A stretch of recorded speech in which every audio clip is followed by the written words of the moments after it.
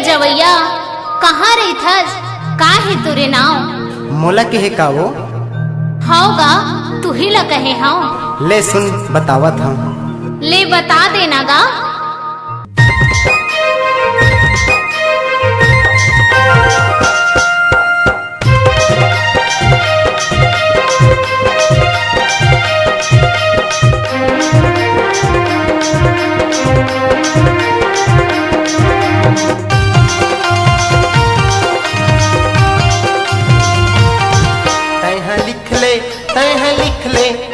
लिख ले नाव पता वो गोरी पूछता बे मोरे गाँव।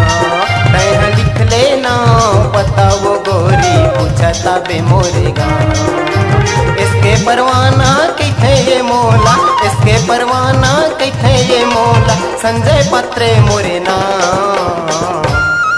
तैहा लिख ले, तैहा लिख ले, तैहा लिख ले नाव पता वो गोरी पूछता बे मोरे गाँव। तैहा लिख ले नाव पता वो गोरी पूछता बे मोरे गाँव।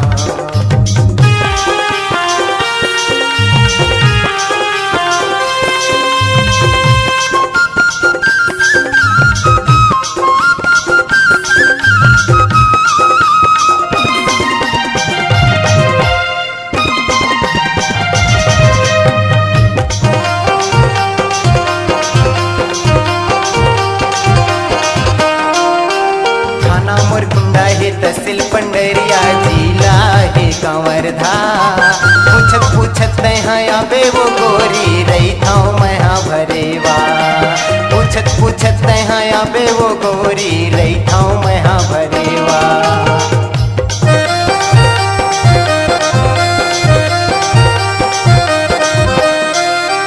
थाना मुरकुंडा है तहसील पंडरिया जिला है कंवरधा। पूछत पूछत तैहा आबे वो गोरी रही था मैं भरेवा। पूछत पूछत तैहा आबे वो गोरी रही था मैं भरेवा।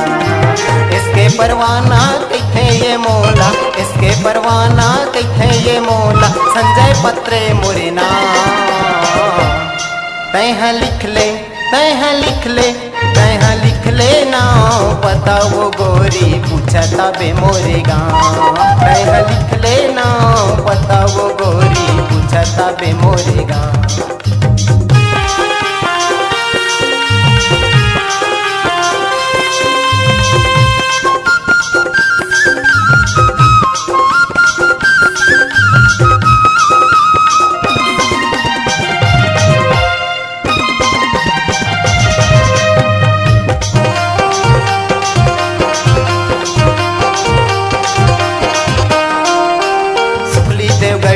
कवलपुर पौनी हवे चारों के बीच माँ।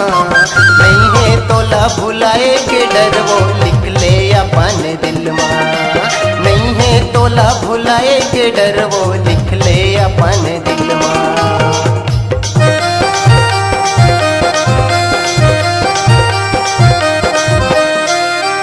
सुखली देवगढ़िया कवलपुर पौनी हवे चारों के बीच माँ। नहीं है तोला भुलाए के डर वो लिख ले अपन दिल माँ। नहीं है तोला भुलाए के डर वो लिख ले अपन दिल माँ। इसके परवाना कहे ये मोला, इसके परवाना कहे ये मोला, संजय पत्रे मोरे नाम। तैहा लिख ले, तैहा लिख ले, तैहा लिख ले नाव पता वो गोरी पूछता बे मोरे गाँव। तैहा लिख ले नाव पता वो गोरी पूछता बे मोरे गाँव।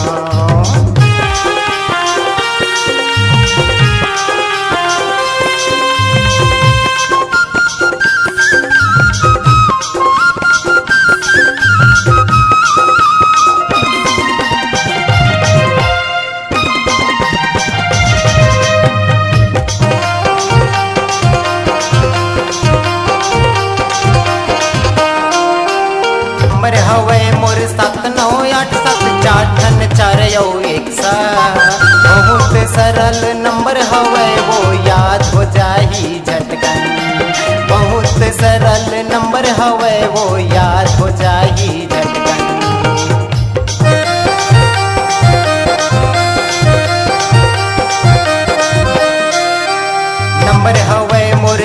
9874 बहुत सरल नंबर हवे वो याद हो जाही झटकन।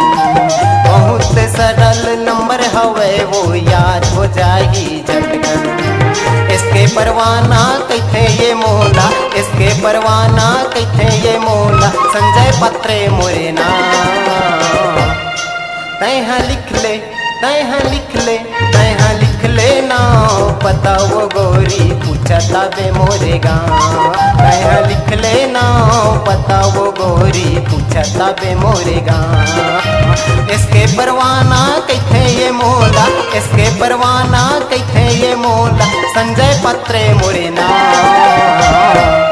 तैहा लिख ले, तैहा लिख ले, तैहा लिख ले ना पता वो गोरी पूछता बे मोरे गाँव। तैहा लिख ले ना पता वो गोरी पूछता बे मोरे गाँव। तैहा लिख ले ना पता वो गोरी पूछता बे मोरे गाँव।